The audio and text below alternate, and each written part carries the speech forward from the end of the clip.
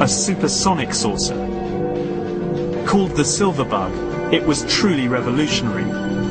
The plans show in detail a multi-jet engine craft that boasted amazing maneuverability and speed.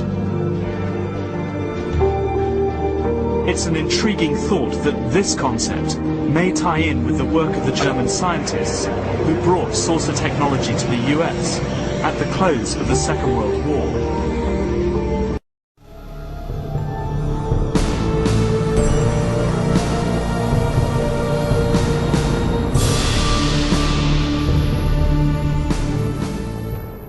What was needed were certain cover stories. What do you do when people are spotting aircraft and then telling reporters that they've seen something very unusual flying out of an airbase in Nevada?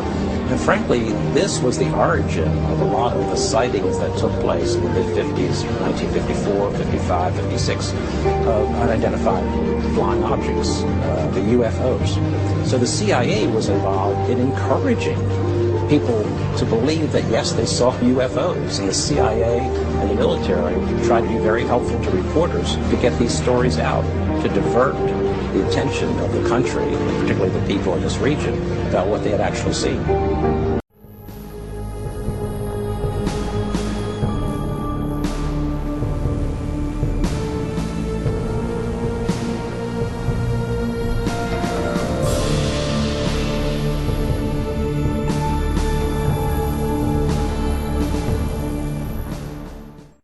Mexican Air Force pilots capturing on videotape what are said to be 11, count them, 11 UFOs. The Mexican Air Force has released a video that some of you are going to find difficult to believe. A journalist says it shows images of UFOs tracking a Mexican military plane. So what's the truth about UFOs? The story of successive attempts to develop radically new forms of flight, conducted under the strictest secrecy, is inextricably bound up with our relationship with UFOs over the last 60 years. Whether it's Allied pilots buzzed by strange balls of fire in 1942, or the Roswell incident 5 years later, there is a strong case to be made that secret military technology offers a convincing explanation for many UFO stories. Anytime a government has secrets that they can keep from us, they can manipulate us by those secrets. In essence, they still remain 25 years at least ahead of us in technology, information, and knowledge, and secrets, and they are using them against us. The technology as we know it, for every calendar year that goes by, every 12-month calendar year, the military technology increases about 44.5 years.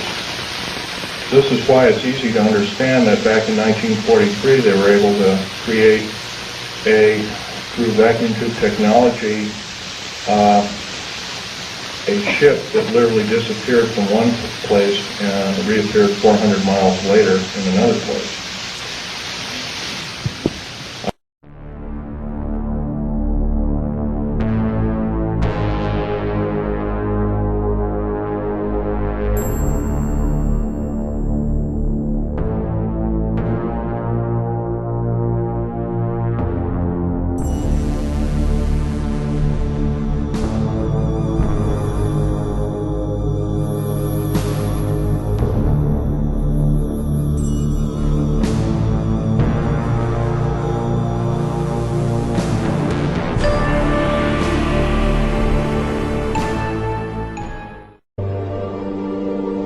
Tell you right now that 99% of every UFO sighting that has ever taken place has actually not been an unidentified flying object, because this has always been military technologies. I was introduced to the late Dr. Wernher von Braun in the U.S., the father of rocketry.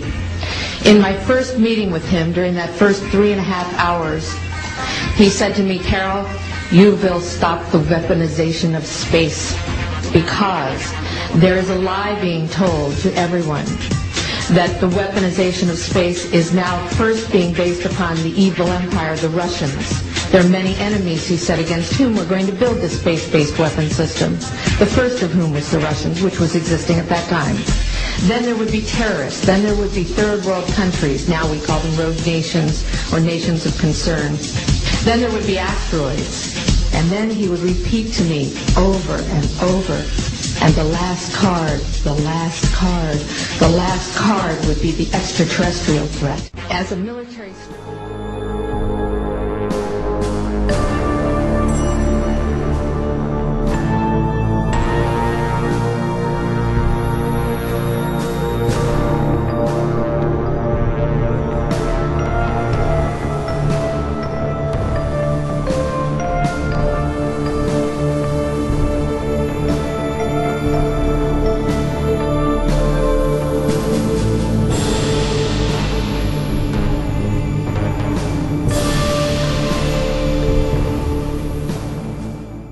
I believe we're building toward a mass, carefully manufactured fake event where ETs, who are really humans, who are really part of this secret clique, who are probably Nazis, who have developed and perfected their technology from World War II, which is why you've got to get, Joseph